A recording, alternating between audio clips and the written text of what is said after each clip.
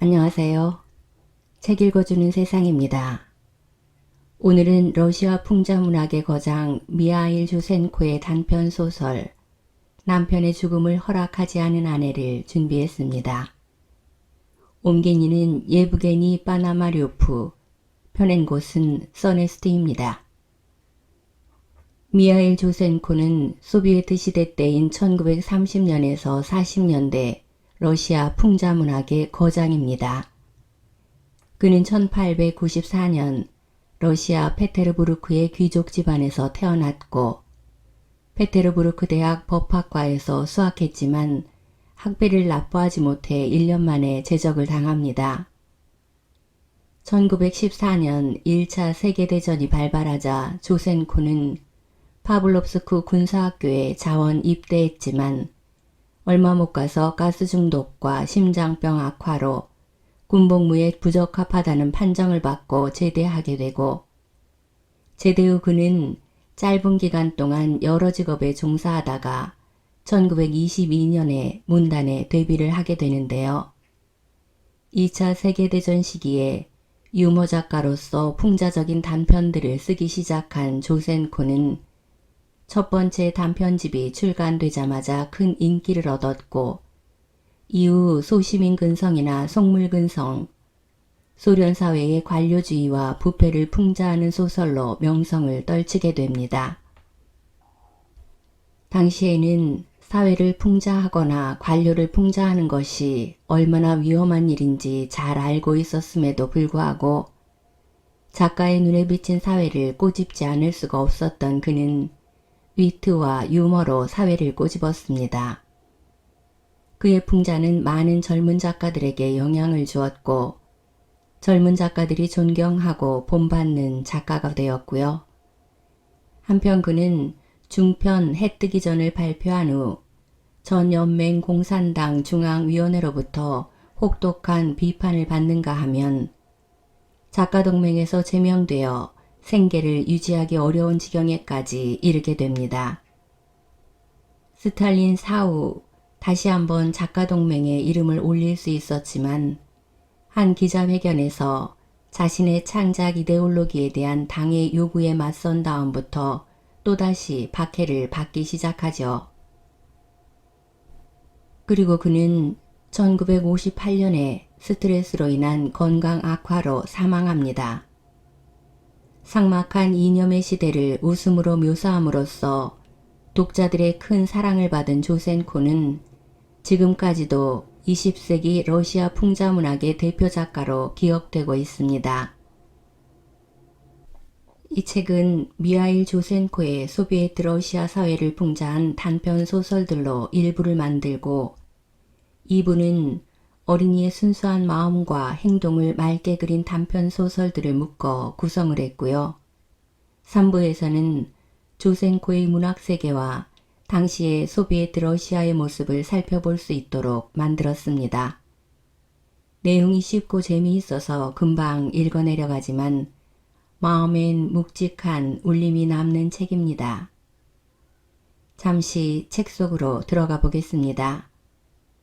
구독과 좋아요, 알림 설정은 사랑입니다.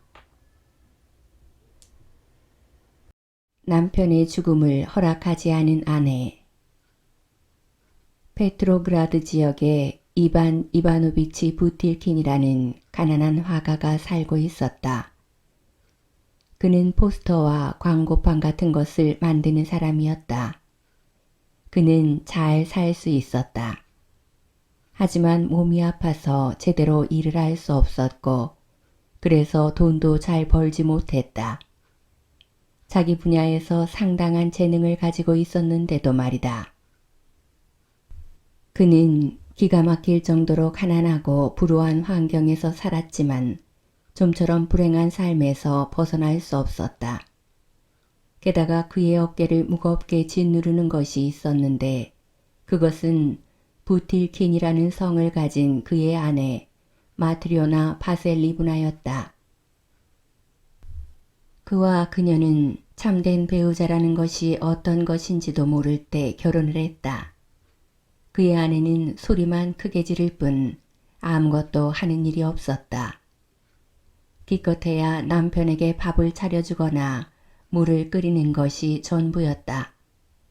몸이 아파 돈을 벌지 못하는 남편에게는 아무 도움도 되지 않는 여자였다. 그녀는 늘 남편에게 욕과 잔소리를 퍼붓고 무례하게 소리를 지르며 소란을 피웠다. 그리고 돈을 더 많이 벌어오라고 요구하면서 예술가로 살고 싶은 남편을 끊임없이 괴롭혔다. 그녀는 영화관에 가고 싶다고 했고 고급 음식인 프리카세를 먹고 싶다고 했다. 물론 남편도 그렇게 해주고 싶었다.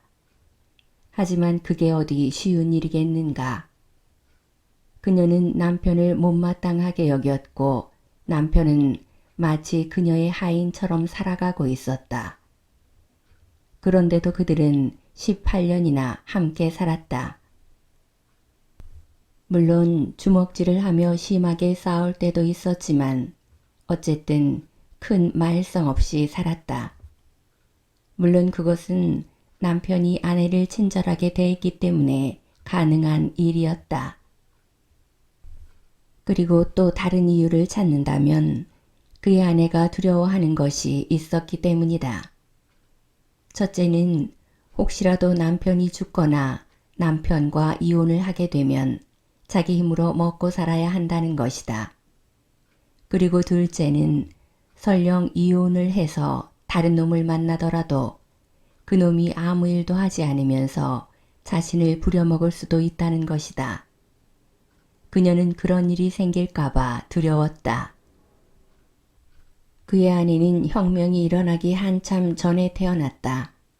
그래서인지 그녀는 남편이 일해서 벌어온 돈으로 열심히 오렌지나 까먹고 연극이나 보면서 아무 걱정 없이 사는 것을 여자의 운명으로 여기는 것 같았다. 그런데 이걸 어째 남편이 갑자기 아프기 시작했다. 아니, 병을 얻기 전부터 남편의 몸은 많이 쇠약해져 있었다. 거동을 못하는 것도 문제였지만 더 큰 문제는 마음이 약해져 있었다는 것이다. 두 다리야 언젠가는 잘 움직이겠지만 마음의 병은 어떻게 할 수가 없었다. 남편은 다른 삶을 꿈꾸기 시작했다. 어느 날 갑자기 아름다운 배와 궁궐과 꽃들이 꿈에 보이기 시작했다. 그리고 무엇보다 중요한 것은 자기 자신이 많이 변했다는 것이었다. 그는 갑자기 말이 없어지고 몽상에 잠긴 사람처럼 되어버렸다. 그의 머릿속을 가득 채운 생각은 집이 편하지 않다. 왜 이렇게 시끄러운 거야? 이웃들은 왜 이렇게 큰 소리로 발랄라이카를 치는 거야? 발소리는 또 왜 이렇게 큰 거야? 같은 것이었다. 그가 원하는 것은 고요함이었다. 아무래도 죽을 때가 된 것 같았다. 그는 갑자기 생선 요리가 먹고 싶어서 소금에 절인 청어를 먹게 해달라고 애원했다. 그가 몸져 놓은 것은 화요일이었다. 그리고 수요일부터 그의 아내가 그를 괴롭히기 시작했다. 어머, 이 사람 좀 봐. 왜 누워있어? 꾀병 부리는 거 아니야? 일부러 아픈 척하는 거 아니냐고. 일이 하기 싫어서 그러는 거야? 돈 벌 마음이 없어진 거냐고. 아내는 잔소리와 험한 말로 남편을 괴롭혔다. 하지만 남편은 아무 대꾸도 하지 않고 생각만 했다. 그래, 좋아. 잔소리를 하든 말든 상관없어. 어차피 곧 죽을 거니까. 밤에는 고열에 시달리며 헛소리를 했고 낮에는 진이 빠져 다리를 쭉 뻗은 채로 누워 꿈을 꾸었다. 내가 원하는 건 하나뿐이야. 죽기 전에 자연의 품에 안기고 싶어. 이런 소원을 빌면서 이틀 후에 죽게 된다는 생각에 잠겨 있을 때 그의 아내가 남편 가까이 다가와 비열한 목소리로 말했다. 왜? 이제 곧 죽을 것 같으냐? 남편이 대답했다. 미안해. 나 이제 죽어. 더 이상 나를 잡지 마라. 난 이제 당신의 소나기에서 완전히 벗어났으니까. 그래? 어디 한번 보자. 당신 같은 사기꾼을 믿지 않아, 이 멍청아. 지금 당장 의사를 불러서 당신 몸을 진찰해달라고 할 거야. 죽을지 안 죽을지 당신이 어떻게 알아? 내게서 벗어날 생각은 하지도 마. 아내는 읍내로 가서 의사를 불러왔다. 그리고 남편의 몸을 진찰한 의사가 이렇게 말했다. 장티푸스 아니면 폐렴에 걸린 것 같습니다. 상태가 아주 심각해요. 곧 돌아가실 것 같은데, 아니, 내가 이 집을 나서자마자 죽을지도 몰라요. 이런 말을 남기고 의사는 떠나버렸다. 그러자 화가 치민 아내가 남편에게 다가와서 말했다. 뭐야, 진짜 죽는 거야? 아니야, 난 당신을 죽게 놔두지 않을 거야. 병신 같은 인간이 자리에 누워서 제멋대로 할 수 있다고 착각하나 본데 당신같이 비겁한 인간을 곱게 보내줄 수는 없지. 남편이 말했다. 그게 무슨 말이야? 의사 선생님도 내가 곧 죽는다고 했잖아. 그런데 왜 당신이 못 죽게 하는 거야? 더 이상 나를 괴롭히지 말아줘. 그 의사놈이 뭐라고 했든 상관없어. 난 당신 같은 사람이 죽는 걸 절대 허락하지 않겠다고. 알았어? 아니 뭐 이런 병신 같은 인간이 다 있어. 당신이 그렇게 부자냐? 죽고 싶을 때 죽을 수 있을 만큼 돈이 많으냐고. 당신 같은 인간은 죽을 자격도 없어. 시체 씻는 것도 돈이 있어야 할 수 있다고. 아내의 말을 들은 이웃집 할머니 아니시아가 대화에 끼어들었다. 걱정하지 마, 이반 사비치. 내가 씻겨줄게. 돈 같은 건 필요 없어. 시체 씻는 일이 얼마나 좋은 일인데 그래. 이 말을 들은 아내는 어이가 없었다. 뭐라고? 시체를 씻어줄 테니 걱정하지 말라고? 그럼 시체를 넣을 관은 무슨 돈으로 사고 관을 옮길 때 필요한 마차는 무슨 돈으로 빌려? 그리고 신부에게도 돈을 줘야 하는데 설마 지금 나보고 옷을 팔아서라도 그 돈을 마련하라는 건 아니겠지? 아니야, 절대로 그렇게 못해. 그리고 이놈도 그냥 죽게 내버려 두지 않겠어. 죽더라도 돈을 벌어놓고 죽어야지. 이반 사비치가 놀라면서 말했다. 아니, 어떻게 그런 말을, 정말 이상한 말을 하네. 뭐가 이상해? 당신은 절대 못 죽어. 죽고 싶으면 돈을 벌어와. 죽더라도 2달 쓸 생활비 정도는 벌어놓고 죽어야 할 거 아니야. 그럼 돈을 빌려야 하나? 돈을 빌리든 말든 그건 당신이 알아서 해. 하지만 잊지 말아야 할 것이 하나 있어. 난 당신 같은 바보가 죽는 걸 절대 허락하지 않을 거야. 저녁 때까지 호흡이 고르지 못한 상태에서 마치 죽은 사람처럼 누워있던 이반 사비치가 갑자기 침대에서 일어나 옷을 주섬주섬 입기 시작했다. 그리고는 신음소리를 내며 밖으로 나갔다. 그때 앞마당에 나와있던 경비 이그나트가 말했다. 축하합니다. 이반 사비치. 건강이 회복된 거죠? 이반 사비치가 말했다. 아니 이그나트. 세상에 이런 법이 어디 있나? 마누라가 나를 죽지 못하게 할 거래. 자기가 쓸 2달치 생활비를 벌어놓고 죽으라는 거야. 이게 말이 돼? 에이, 빌어먹을. 그러나 저러나 돈 좀 구할 데 없을까? 이그나트가 말했다. 내가 20코페이카 정도는 빌려줄 수 있어요. 이반 사비치는 돈을 빌리지 않았다. 그리고 너무 지치고 힘들어서 차도와 인도 사이에 있는 작은 기둥 옆에 앉았다. 그런데 그때 길을 가던 사람이 그의 무릎 위에 동전을 던져주었다. 이반 사비치의 지친 모습을 많이 불쌍하게 보았던 것이다. 이반 사비치는 기운을 차렸다. 그리고 기왕 이렇게 된 거 좀 더 있어보자.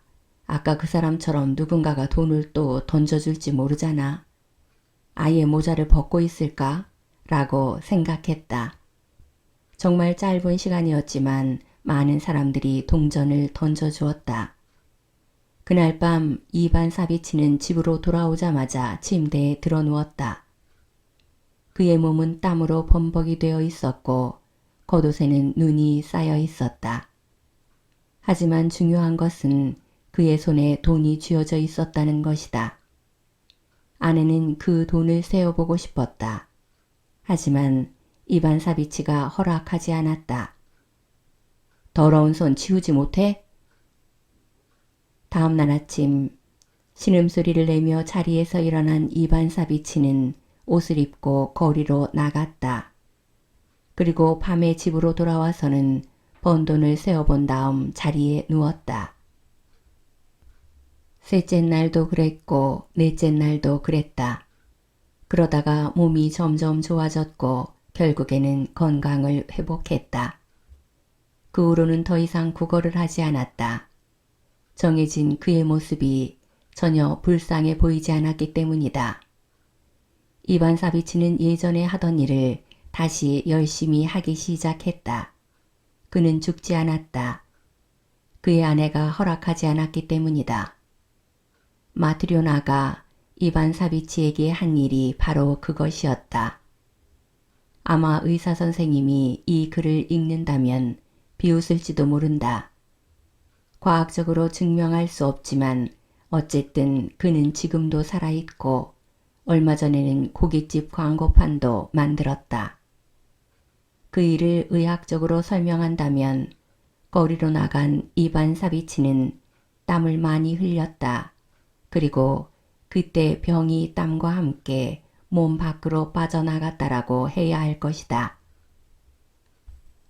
돈밖에 모르는 마누라 덕분에 남편이 목숨을 건진다는 것은 아주 드문 일이다. 보통은 그 반대일 때가 더 많다. 욕심 때문에 모든 것을 잃는 것이다. 다음 이야기가 바로 그런 사람에 관한 이야기이다. 욕심쟁이 우유 판매원 이야기. 심페로폴에 한 과부가 살고 있었다. 그녀는 오자로 시작하는 성을 가진 치과 의사였다. 어느 날 그녀는 결혼을 하기로 결심했다. 하지만 요즘 같은 시기에 결혼을 한다는 것이 얼마나 어려운 일인가. 게다가 유식한 여자를 배우자로 삼으려면 남편 될 사람도 유식해야 한다. 프롤레타리아들의 나라에서 인텔리 신랑감을 찾다니 나 참 인텔리 신랑감이 있다고 해도 그리 많은 것이 아니고 또 그나마 있는 신랑감들마저도 결혼을 했거나 두 집 살림 또는 세 집 살림을 하고 있거나 아니면 아예 몸이 아픈 사람들이었다. 현실이 이런데 남편을 잃은 과부가 심페로폴에 살고 있었던 것이다. 그녀의 남편은 폐병으로 죽었는데 처음에는 남편의 부재를 큰 문제로 여기지 않았다. 하지만 시간이 갈수록 그것이 얼마나 큰 문제인지 알게 되었다. 남편감을 찾기가 쉽지 않다는 것을 깨달은 순간 그녀는 슬퍼지기 시작했다. 슬픔에 빠진 지 1년쯤 되던 어느 날 그녀는 자신의 슬픈 사연을 우유 판매원 아주머니에게 털어놓았다. 아주머니는 과부집에 우유를 배달하고 있었다. 남편을 먼저 떠나보낸 과부가 자신의 건강에 각별히 신경을 썼던 것이다. 과부는 매일 2리터씩 우유를 마셨다. 그래서 건강을 유지할 수 있었고 재혼하려는 생각도 할 수 있었을 것이다. 과부는 매일같이 우유 판매원 아주머니와 이야기를 나누었다. 물가가 계속 오른다는 이야기나 우유가 점점 묽어져 맛이 예전 같지 않다는 이야기, 그리고 무엇보다 신랑감 찾기가 더 힘들어졌다는 이야기였다. 우유 판매원 아주머니가 말했다. 맞아요. 요새는 신랑감 찾기가 너무 힘든 것 같아요. 치과 의사가 말했다. 전 먹고 살 만큼 돈도 있고 분위기 좋은 집도 있고 또 보시다시피 그렇게 못생기지도 않았는데 재혼하기가 참 힘드네요. 정말 신문에 광고를 내고 싶은 마음이에요. 우유 판매원 아주머니가 말했다. 신문에 내는 건 좀 그래요. 어떻게 다른 방법을 좀... 치과 의사가 대답했다. 돈이 들어도 괜찮으니 어떻게 좀 해봤으면 좋겠어요. 그러니까 제 말은 중매를 서주는 사람에게 돈을 주겠다는 말이에요. 우유 판매원 아주머니가 물었다. 얼마나 주실 건데요? 그야 신랑감이 어떤 사람이냐에 따라 다르겠죠.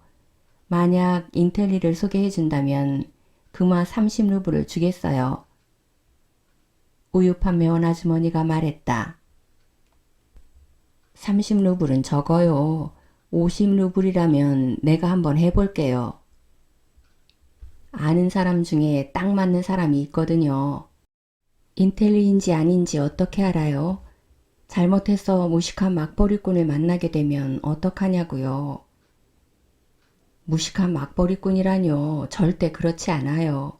아주 인텔리한 기계 설치 기사예요. 의사가 말했다. 그럼 소개시켜 주세요. 수고비로 일단 10루블 드릴게요. 이렇게 말하고 두 사람은 헤어졌다. 사실 우유 판매원 아주머니에게는 자기 남편 외에는 딱히 소개시켜 줄 만한 사람이 없었다.